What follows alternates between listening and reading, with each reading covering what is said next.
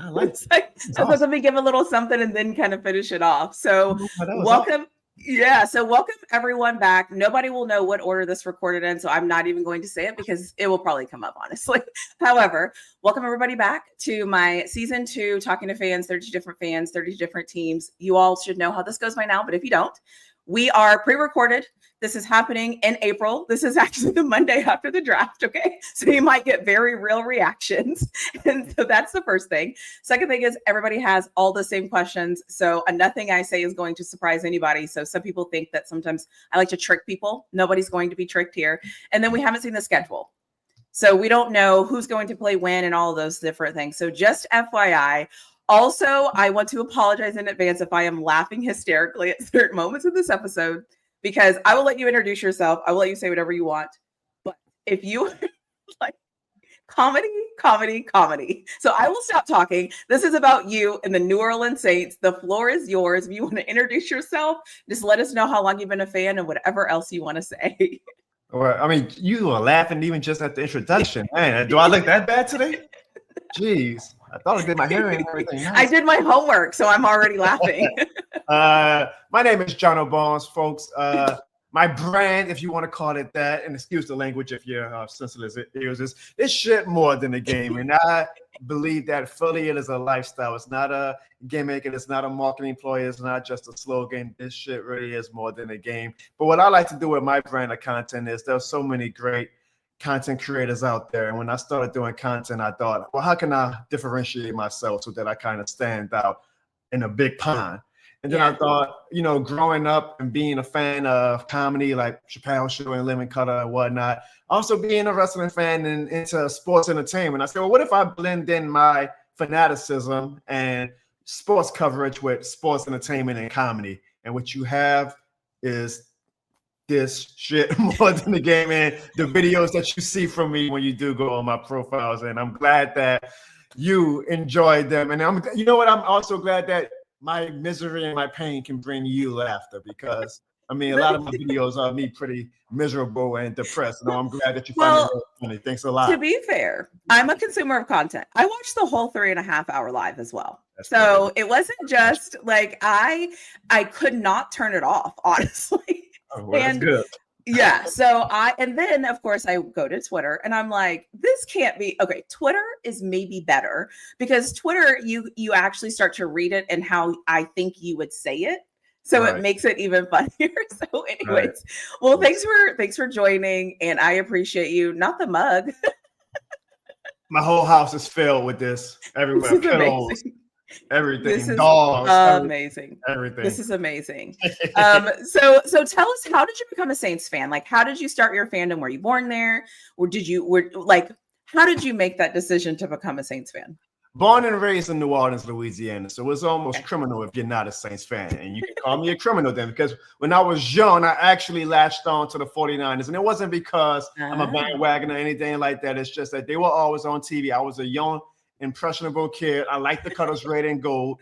I was like, oh, okay, 49ers. And I just wanted to be different. Like, just with my content, my whole family, of course, was Saints fans. So little Jono was like, oh, I want to be different. I want to, stand above them and show them I'm different than everybody. So I was like, oh, I'll go 49ers, even though I wasn't really a 49ers fan, right? I'm talking about when I'm 5, 6, 7. Like, you don't know what the hell you're talking about. You don't even know what's going on. You're just saying stuff to get attention and whatnot. When I finally actually matured and started understanding the game and whatnot, Saints fan through and through, 24/7. It was your team.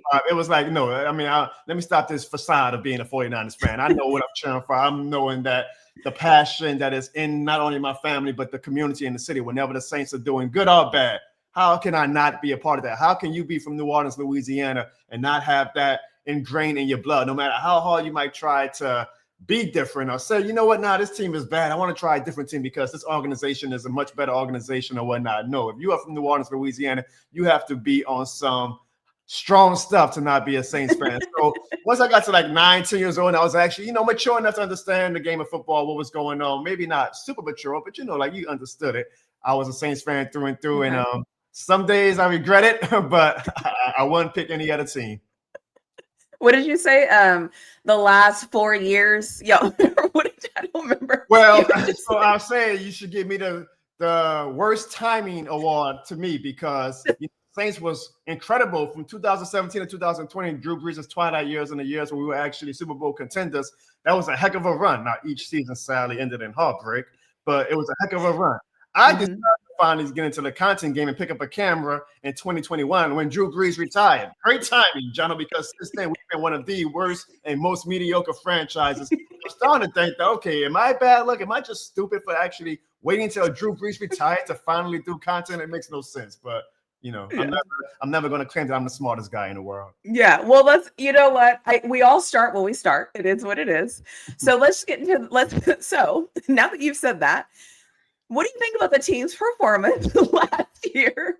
And maybe for you, the song, like what song would you say represents the Saints season last year? Your first and question, why? How much time do we have? I mean, I am not very much of a happy customer with the New Orleans Saints right now in the direction of this franchise. I've been a season ticket holder for about 22, 23 years now. So I actually put my money where my mouth is. Sometimes, when you're a negative to your team, you always going to have those fans, no matter how much blood, sweat, and tears you put into your franchise and your team. There's always going to be a fan saying, we're going to cheer for another team, or you're always negative. You don't want to cheer for. And I'm like, what are you talking about? Like, we all, I'm not a gatekeeper of fanaticism. Fan how you want to fan. If you want to be positive, be positive. If you want to be negative, be negative. That money is the same color green to the ownership whenever they get it either way. So I'm like, they've been getting my money for 23 years. They can accept when I'm a little critical or pessimistic about the state of the franchise. I just have not been quite confident lately in how our ownership group and our front office has been running the team. And it feels like ever since Drew Brees and Sean Payton left, it's been proof, basically. I mean, the data is the data with the last 4 seasons that those two were really holding this team together off of the strength of their greatness. And without their Hall of Fame quarterback and without the Hall of Fame head coach, you can see how quickly a mediocre franchise can be, like the New Orleans Saints, because we were mediocre before Sean Payton and Drew Brees, and we damn sure have been mediocre since then. And some franchises I'm envious of, like the Steelers, your team, like the Packers, like they go through quarterbacks and somehow always have it figured out, no matter, even when the Hall of Fame quarterback retires, they're still always constantly competitive. The Saints vowed, and they said that was their goals, like, hey, no matter what, we're going to try to be competitive, but it just hasn't aligned to what the actual product on the field has been. Now, you asked about what song would I describe for the New Orleans Saints right now. Like, and I know this might be a little controversial because I know he's a bit of a polarizing and even canceled figure right now, but I just can't help but think of Diddy and We Ain't Going Nowhere, because I already feel right now the New Orleans Saints aren't going anywhere. And maybe the draft makes me look stupid. I'm sure you've seen a video of my reaction to the Tyler Shook pick, and maybe he is that guy. But I am going to tag that when this video releases. That video will be tagged right in this spot. So if you have not seen it, I kid you not, you will laugh for 22 minutes and 37 seconds. I think you need it. You need it in your life. So laugh at my pain. Just go ahead. We ain't going nowhere. We ain't going nowhere. Funny. So how do you feel about the offseason though? Like, how do you feel? How do you feel about like free agency? How do you feel like you did in free agency? How do you feel like you all have a new coach? How do you feel in that regard? I actually was optimistic. I'm always willing to give anybody a clean slate, no matter what their resume or whatever it is. Like, if you come to my city, put on my team's colors, I'm going to cheer for you. I'm going to root for you. I gave Dennis Allen a clean slate, and Lord knows his resume before he was the Saints coach was not the most promising resume. So I definitely can give Super Bowl offensive coordinator Kellen Moore a clean slate. And I was just grateful because a lot of head coaches who was turning down the New Orleans Saints, which kind of shows the state of our franchise right now. Basically telling Mickey Loomis in the front office, hey, don't even bother calling us. We have no interest in going down to New Orleans. So that Kellen Moore left an amazing situation in Philadelphia where he could have stayed and said, you know what? I got Jalen Hurts. I got Saquon Barkley. I got a great team. I'm going to stay here, continue to polish my resume so that when a more attractive job comes in 2026 or 2027, I'll have my pick of the litter.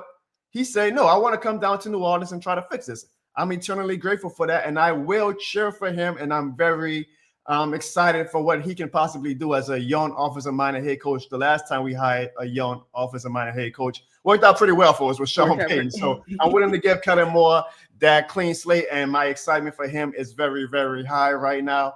But as far as the offseason and the moves we made, I feel like we're a team that never completely blows it all up at once. Instead, we're more of a team that when the house is a little shaky and the foundation isn't really solid, we don't blow up the house. Instead, we go room by room and say, okay, we're going to work on this room this offseason. Then next season, we'll work on that room. Some teams have to just blow it up and say, no, we're just going to be crappy, try to get a high draft pick. You can argue whether that's a good method or not. The Saints seem to go, layer by layer, quietly rebuilding, or if they want to call it retooling. And I'm fine with that, as long as that they know that, we're not a Super Bowl winning team right now. Our window is not open right now.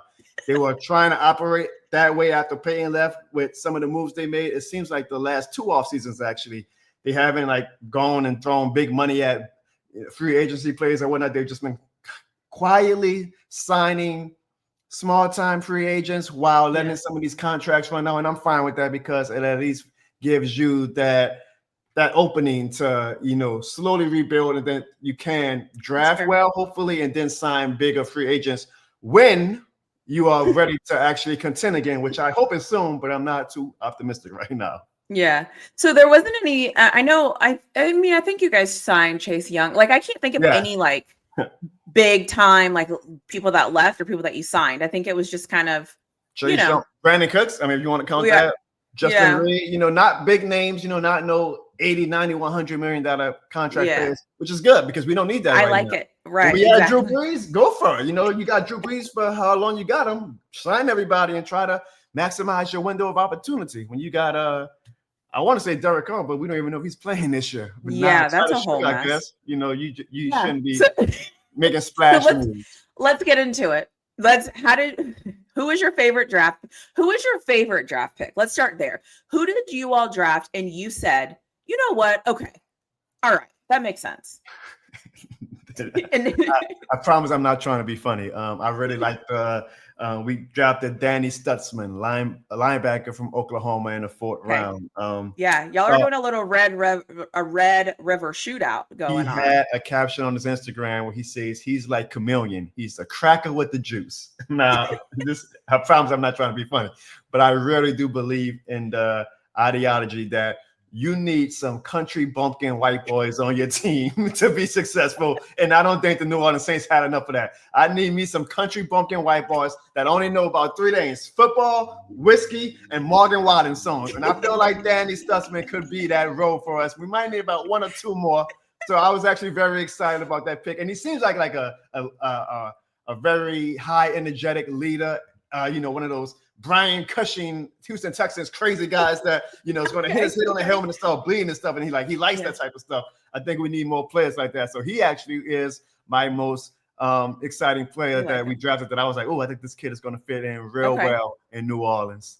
So let's get to it. Who made you raise an eyebrow? I wonder who made me raise an eyebrow. That's a hard one. Let me ask you. Okay, let me change the question because we all know who it is. Would you have liked the pick better if it wasn't at 40? Yes, absolutely. Okay. And I feel like, and I never pretend to be a draft expert. I never pretend to be an analyst or anything like that. I embrace it. That's what I think some people resonate with my channel for, is that I'm not advertising myself as an analyst on my channel. I am a fan. I embrace it. I embrace looking back sometimes being like, that was stupid, that was hypocritical, that was illogical. I embrace it. I mean, it's more than a game, but it's also a game. I'm like, I don't mind being wrong about stuff like that. So I could absolutely be wrong about this, but I do not think that teams besides us were in a rush to draft Tyler Shough. Not in the 2nd round, at least. Now, maybe in the 3rd round, you got to get a little fidgety and like, okay, you might have heard murmurs, the Saints front office, that another team liked them or whatnot. So I understand from that aspect that you want to grab your guy when he's available, because great legendary story is that Sean Payton loved Patrick Mahomes, and he was like, "Oh, I think we're going to get him." And then Andy Reid said, "Hold on, we like that guy," and they jumped up 1 spot above us, and history is forever changed with that pick. Which, if he would have went to New Orleans, this would be a whole different conversation right now. Yeah. So I understand that part. Like if Tyler Shook is Kellen Moore's guy, not that I've had time to marinate on it because you saw my raw reaction. I'm okay with that, but I still, just me as a silly fan, I'm like, there's no way that teams were rushing to draft Tyler Shook in the second Absolutely round. No way anybody was rushing. And I'm not a Shedeur Sanders advocate, like going to die on the hill that Shedeur Sanders is going to be this huge star. But I mean, you just can't tell me that Tyler Shook has more potential than Shedeur Sanders. If he does, at the end of the day, if it works out, what Tyler Shook was incredible. Great. Again, pull up the old video of me reacting. I'm stupid. I'll give you thank God social media and YouTube wasn't around in 2006 because when we signed Drew Brees, I was disappointed. I was mad. Now, give me some credit. We didn't know that Reggie Bush was going to be at number 2. Everybody assumed Reggie Bush in that draft that year was going number 1. So I didn't have any thought that Reggie Bush would actually possibly be available. That's a really good point. At number 2. But because I thought Reggie Bush was obviously going to the Texans like everybody thought, I was like, okay, now there's Vince Schoen, there's Matt Leinart. Why in the heck? I was banging out loud to that drum to my friends and family. Are we signing this quarterback coming off a bad shoulder? You got Vince Schoen, Matt Leinart, or even Jay Cutler right there in the draft. I was livid with the move. Boy, did that guy prove me wrong, right? Hey, I'm glad to be stupid on that one. I hope Tyler Shook proves me wrong the same way Drew Brees did. But as of we're recording on April 28, 2025, I'm not excited for him. I'm just not. I'm sorry. The dude is 25 years old. He's going to be 26 years old when when the season starts. And can he stay healthy? Yeah. 4 seasons. He's only had one good college season. I just don't see what Kellen Moore sees in him. But Kellen Moore is going to forget about football way more than I ever will learn about it. So I'm going to try my best. I'm going to try my best to get excited for it. I will cheer for him. I'm going to root for the kid. But I just don't see it happen. I'm sorry. I respect it.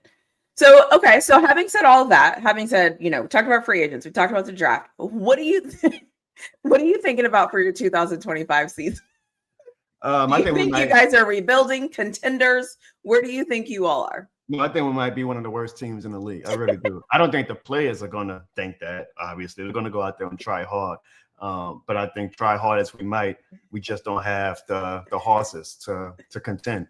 Some of our core players who I love, and I'm a hypocrite because part of me is like, we got to start looking to the future. And then part of me is like, but man, I don't want Demario Davis on another team. I don't want Cam Jordan on another team. I don't want Taysom Hill on another team. I don't want Tyrann Matthew on another team. And that's fine that these guys are staples in the community and fan favorites, but you got to look at the age, right? The NFL is not so long, and we have a lot of these guys who have been loaned in the past few years. So as great as these names are, you got to be realistic that they might not be at their peak anymore. And, we now have 2012 Cam Jordan. We don't have 2016 Tyrann Matthew. We don't have 2018 Demario Davis. It's 2025. These guys are old and probably aren't as impactful as our hearts want them to be. So with them being our core players and them aging, we have a lot of young players who are unproven.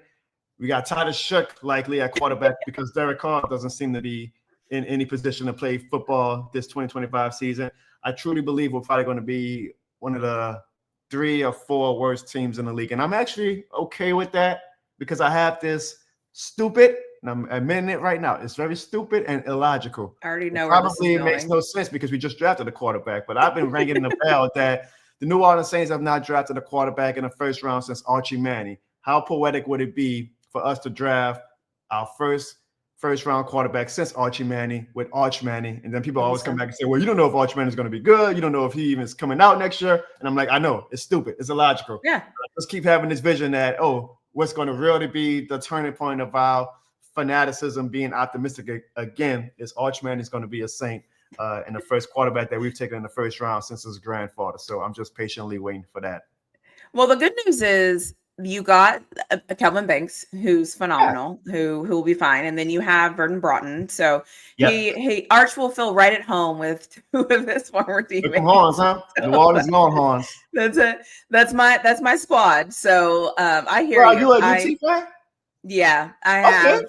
Yeah, I know way too much about the Texas Longhorns. So yeah, Texas Longhorns, Colorado, and then the Steelers. Let me tell you, my reaction to Kelvin Banks was also, it wasn't as animated as the Tyler Shook pick, but it was also a bit animated. And that's just because it's nothing against him. It's just, offensive line picks. They're not sexy, right? You want the sexy tight end. No. You said, I can't even buy his jersey. And that's factually true, but it could be like if he's a great player. I've seen offensive lineman jerseys, if they got a little attitude to him. I don't give him time to see that. But I will say this, I'm actually an advocate of you got to build your team through the line. So I'm okay with that. I'm okay with the thought process of, we need offensive lineman and defensive lineman before anything else to really have a strong foundation if we want to be any type of contender in the future. I'm hoping that Kelvin Banks is that guy. My response when we drafted him wasn't against him. It was just that the New Orleans Saints since 2018 have drafted offensive line or defensive line in the first round. Every draft except one, and that was the Chris Olave draft. And we still traded up that year in that same first round to draft Trevor Penny, who's not really working out, which is why we're still in 2025 drafting offensive linemen. So it's more an indictment on the process that I feel like isn't working right now than on Kelvin Banks. I think Kelvin Banks, from everything I've read on him and the video that I've seen on him, should be a great addition to our O-line. Yeah, he'll be fine. Not exciting, but also, hey, it protects your quarterback. You're going to love it when your quarterback isn't getting his face in the mud every play. So I hope Kelvin Banks, if he ever sees this and doesn't get mad at the reaction I had when we drafted him. It wasn't against him. It was just I'm a little jokey. Yeah, organization. He's built for it. He's fine. Like I love it. He's fine. I like hearing that. I like hearing the other thing is too is like every offensive lineman I've ever spoken to totally understands they're not the popular kids. Like they get it. Yeah. So I mean, it's like that's part of playing the position. Nobody cares about you until they know your name. Or until you suck, because when you suck, nobody likes you. But when you're good, everyone's just like, "Oh yeah, we got that taken care of." Next thing, and so it's like appreciated position in football. Absolutely. Yeah, I agree. So, who would you say is the most underrated or overlooked player, or maybe position group for your team? Who would you say? That's a good segue. Offensive lineman. I'm going to be biased in this pick. I believe our center, Eric McCoy. Before last season, that was definitely my answer, but when he got hurt last year, we were 2-0. We were in the game, a tight game against Philly, and that's when everything went to hell. When Eric McCoy went down that Philadelphia game, and then the real Dennis Allen and Derek Carr and the New Orleans Saints showed up, and we wind up losing like 8 or 9 straight games. And to show how important he must have been to those first 2 games when we would be. I mean, I know it's the Panthers and Cowboys, but I was telling everybody, you don't score 40+ points a week those first 2 weeks by accident. So I was kind of like, oh, maybe we actually might have something. And then our O-line just went to complete shits when he went down. So he's my answer. And I'm biased as well because he actually came to my house last year and did a podcast episode with me. And I'm forever grateful for that. I want to say, too, because I really don't think – players have become on fans, podcasts, and content channels all the time now. It's the new way of content. But I still have not seen like an actual player – go a Pro Bowl player at that, because he's a Pro Bowl player, go to a fan's house. I want to like poke my chest out and say I'm the first fan that had an NFL player come to his house, sit on his couch. And let me tell you, where I live at New Orleans East, it's not like it ain't the suburbs. Let me tell you that. It's a nice area, but it ain't the suburbs. It's the slums of New Orleans. So for him to come to my house, I'm like, this is actually pretty historic. I think what I did, but I can't say it for certain because maybe somebody did have an NFL. Yeah. And so we came to your house and y'all had like a conversation. We had about 2 hours. I told him 1 hour. After an hour passed, I'm like, all right, I know you got to go. He was like, nah, come on, keep asking questions. And like, he was cool as heck. And it's like, man, I love it. Lil Jono inside of me is like, bro, I got an NFL, like a player, my favorite, not the 52nd man on the team, like the Pro Bowl player on the guy. Yeah. Sitting next to me in my house, kicking it back. I'm like, this is incredible. And I'm forever. I love that. If that was the peak of my content career, I will always be forever grateful that I accomplished that. And that is why Eric McCoy is my most underappreciated saint. He's appreciated by Jono Barnes. Trust me. That is the right answer. There you go. What is a hot take about your team that other fans might not agree with you?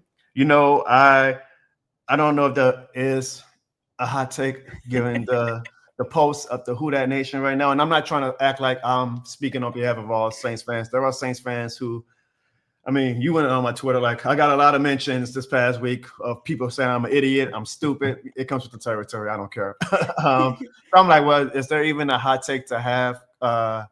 My original hot take I was going to say was I always was telling fans, I think you guys are a little too tough on Derek Carr. Not that Derek Carr is great or that I'm trying to be an advocate for him. I just always knew, even when we signed them. I mean, Derek Carr is who he is. He's a middle of the pack quarterback, even at his peak. So I was like, yeah, good signing if everything else works out. But I think fans got they drank the Kool-Aid so much that, now that he's wearing our colors, he's going to be the next Drew Brees, or he's going to be a top. And I'm like, he never was that. He in New Orleans is exactly what he was in Oakland and Las Vegas. So that's on y'all for getting that excited, because the relationship with Carr and Saints fans is really bad, and it's gotten really bad with the injury and whatnot. Sometimes downright vitriolic with some of the fans. Not every fan base, unfortunately, has the people who take it way too far. Always. So, and I could be, somebody even say, well, John, you can't tell. Look at what you said about Tyler Shook and everybody this past weekend. I feel like I keep it like within sports, and I don't ever go. Yeah, and you're not attacking him personally. Exactly, right? Or wanting to fight him, or wanting to come to his house. Comments and saying, you suck. I never do anything like that. I keep it on my channel. And if they ever see my stuff and say, well, screw you, yeah, fine. I'm criticizing you. I can definitely take criticism back. But I think some Saints fans take it way too far. Now, with that said, I think Derek Carr deserves some blame lately, too. And this whole shoulder injury thing, and him and the Saints are being hush-hush. And I'm like, y'all ain't hush-hush when y'all send me notifications to pay my season ticket money, but I don't even know who my dang starting quarterback is going to be. I got a $40 million quarterback that's probably going to be on the couch all season. So I want to say it's a hot take when I say Saints fans are a little too overreactionary to Derek Carr's era in New Orleans. But at the same time, I'm starting to see why they are so overreactionary. Because so I'm excited. I'm excited then for this next question. If you were GM for a day, one day, what would be the very first move you'd make? I would cut Derek Carr. I would, just because I think it would be best for both parties. Just to let it go. Yeah, let the fans have something to be excited about. Let Derek Carr have a new start, and they would just get that. It's almost like it's a cloud over our franchise right now, and we need that cloud over us if we're going to have sunshine days again. So I wouldn't do it out of like spite or to be petty or anything like that, or even out of emotion. I literally think that it's just time. Where both of these parties need to move on. So I think I would cut Derek Carr, and I would probably say, look, y'all, we're not going to be contenders in 2025. So maybe we want to really embrace the rebuild aspect just a tad bit more and listen to maybe trade offers for some fan favorites. And it's not going to be popular, but a business is a business. It's a win-loss business. We haven't been winning lately. I want to win. I know we're probably not going to win in 2025, but our best path to win in 2026 or 2027 is if we do something right now. So I would probably just make some tough decisions that fall in line with the rebuild aspect of GM and team building, and hope for the best. Good. I like it. I like the tough decisions. I like sometimes you just got to cut it and let it go. Exactly. And it's a loss and it didn't work. So I get it. Yeah. So now we're going to do my overtime round. What I did was there's 4 questions in the overtime round. I'm actually excited for this. I've never kind of done these last questions. All football all the time. I just added this year because I think it's cool to see. So which division rival do you love to hate the most and why?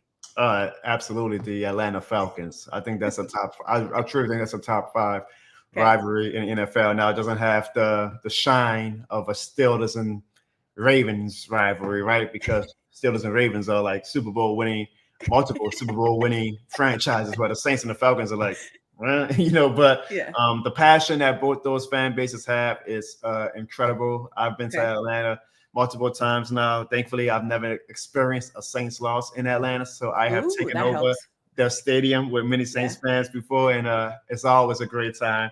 I have a lot of fun on my content poking fun at the Falcons. Some Falcons are actually cool. I can't believe I'm saying that out loud, but some Falcons fans are actually cool. They kind of get the spirit of how I'm coming. Like, it's all entertainment. It's all love. I love it. All on the field, off the field. I can dap it off with any Saints. Pelicans. I'm off. Any Falcons. I don't even want to compliment them. That's why I'm saying my own team names. Any Falcons fan. But there are times where people who may not really know or get what I do, like this past weekend. Actually, yesterday. Yesterday when we are recording, the news came out about it was the Falcons defensive coordinator's son who made the prank call. Oh gosh. So I, tongue in cheek on Twitter, I've been acting silly and saying, now the Falcons need to be punished and reprimanded for this. They need to lose a draft pick or whatever. I'm just being silly. Now I'm also kind of being serious, but I'm also just being silly, But people don't know me, so like those tweets kind of reach out your audience sometimes, and then Falcons fans who don't know who I am see it, and then you got like 30 burner accounts who are Falcons fans in your comments saying you suck, you're dumb, you are, some vile language that I can't say on here, and I just kind of laugh it off.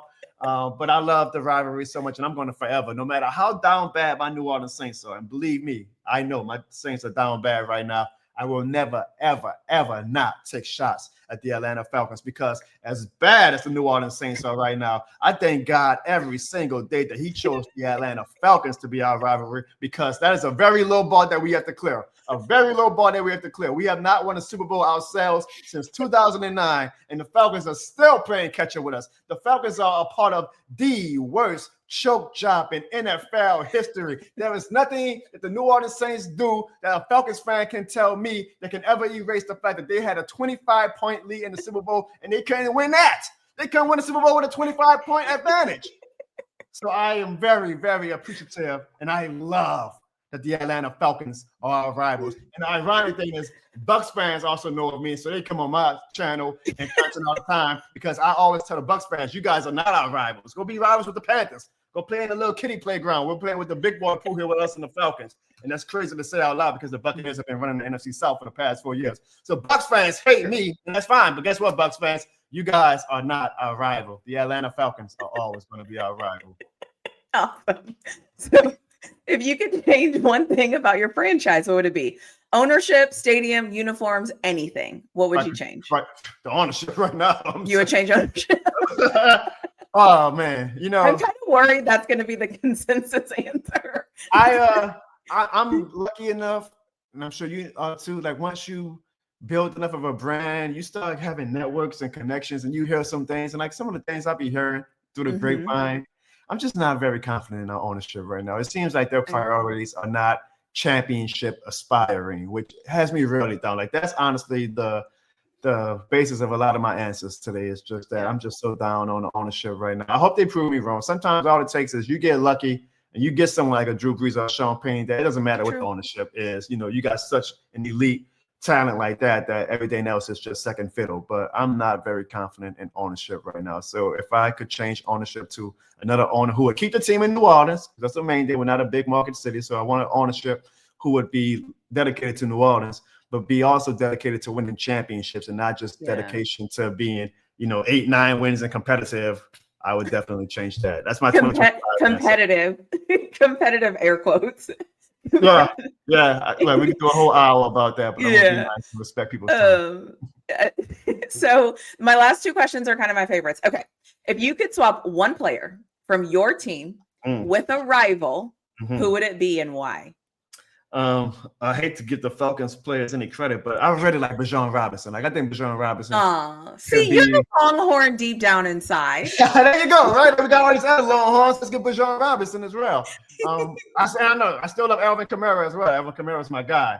But I think like a Kamara and Bijan Robinson duo. I mean, that's like a dynamic duo enough that you actually could sneak into the playoffs, because that running game would be so darn special. I think Bijan Robinson is the best skill set player, potential wise at least, for like the next 5 years in the NFC South. So I think I would go with Bijan Robinson. It's probably not the smartest pick, because it's a running back, right? But then again, you see Saquon Barkley's impact with the Eagles. If you have the rest of your team together, then the running back can be that X factor that gets you over the top. So I think I would go with Bijan Robinson. I like it. And then my last question is, I have no idea what you're going to say, and I'm already laughing. Describe your team's fan base in 3 words. Who? Crazy. Okay. Passionate, very passionate. Okay. Crazy, passionate, loyal. I think that might sound cliche. Every fan base is going to say that's actually no, but some fan bases, I would say that I'll add a 4 word: meaningful. I do believe that the New Orleans audience and fans have a lot more of an actual meaningful connection to the team than some other cities. Okay. We're a small market city, right? Like before the Pelicans game, New Orleans was the only game in town as far as like pro franchise. We're not Chicago, we're not New York, we're not LA where we got 5-6 options. Like we only had the Saints. So, we took such great pride, even when the Saints were bad and you had the backhead days, and having that team that just kind of symbolized everything about New Orleans. So much obvious when Katrina hit, and the year after when they came back to the Superdome and opened the Superdome, we blocked the Atlanta Falcons kick. We wound up being them. And you just saw how much the city meant and how symbolic the Saints were to the city. So I would say meaningful, if I could add a full word. I do think that the connection that the team and the city has is a special one, and I'm proud to be a part of that. I love that. Well, that was all that I have. Anything you want people to know about the Saints, anything you want to share? Obviously, don't forget to shout out your channel, all the things. I also will have all of your information in the description below. So everybody can just go there and just click. So they'll find it easy. But anything else you want us to know? I hope the Saints prove me wrong. I hope I look back on this a year from now, 2 years, and be like, wow, I sounded like a complete idiot. I'm fine with sounding like a complete idiot. If you want content where someone is a complete idiot, I'm your guy. Go on Jono Bones across all platforms, or you can search my little model, This Shit More Than a Game, and I will come up. And as you alluded to, it's different. It's sports entertainment is what I would call it. It's sports. Yes. Sometimes it's nuanced, sometimes it's analytical, but it's also fun. It's entertainment. It's content. It's funny. We try to have it's comedy, not content, that we have on the channel just to be different than other channels. And I am very grateful that I have amassed the audience that I have so far. And I'm very grateful to be on your show today. And if I had a question for you, I would say, can you please let your franchise Steelers donate 1 or 2 of those Super Bowls to us? Because it's been pretty hard to be waiting since 2009 for another Super Bowl. You know what? Y'all have what? Y'all have 5, right? Or 4? 6. Oh, excuse me. Like, come on now. Y'all have had enough of y'all lifetime that y'all can let a team like mine, get. What's funny is I'm very hard on the Steelers. I'm very hard on all the teams I support. I'm very hard on them. And sometimes I will say stuff like after the draft, I was like, whatever. And people are like, how do you question them? They're like, you've won a Super Bowl in your lifetime. You should be thankful. And I'm like, I never think about things because I'm just so used to being privileged. Like I've seen my Texas Longhorns win a national championship. I've seen the Pittsburgh. But for me, I'm like, can we stop getting these? More. I'm like, and stop. Anyways, you can't give a dog a steak and then tell him to go back to dog food and be happy. You gave me a steak. I want the steak now. And that's my expectation. Like I grew up watching y'all be dominant. What do you want me to do? Exactly. When you raise the standard, don't blame the fans for wanting the standard to be the standard. Exactly. Yeah, Mike Tomlin. Well, I mean, geez, look, I had to live through Dennis Allen in the past 3 seasons. Mike Tomlin is like Chuck Noll. I mean, to me, no. You want to go with that. I hit the coaching lottery. I had Bill Cowher. Bill Cowher, Mike. Yeah. Poor y'all, Steelers fans. Poor y'all. Life is so hard. Y'all make the playoffs or have a winning record every year. I know y'all not winning Super Bowls, but poor y'all. Poor y'all. Thank you. Anyways, I appreciate you coming on. And I just appreciate you for just connecting, conversating with me and all the things. So thank you so much. I appreciate that. And for your audience, I'm apologize right now. I know I have a very strong New Orleans accent. I love it. So I love it. Forgive me. I love accents. What did he say again? You speak perfectly fine. If they don't understand, they understand. If you can listen to music, you understand. So, period. This shit more than the game.